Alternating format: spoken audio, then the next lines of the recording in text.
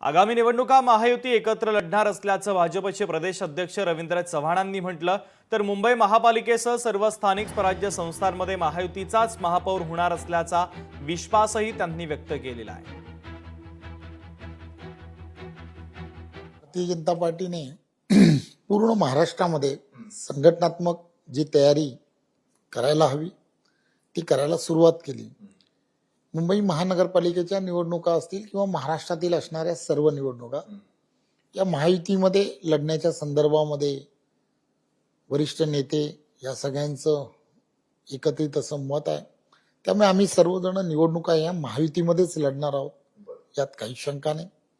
त्यामुळे तयारी करणं निवडणुकीची हे फार गरजेचं आहे आणि आपल्याला माहित आहे 100% सर्व स्थानिक स्वराज्य संस्थांमध्ये महायुतीचाच महापौर होईल, यात काही शंका लोकशाही मराठी ऐका, पहा, जागरूक रहा।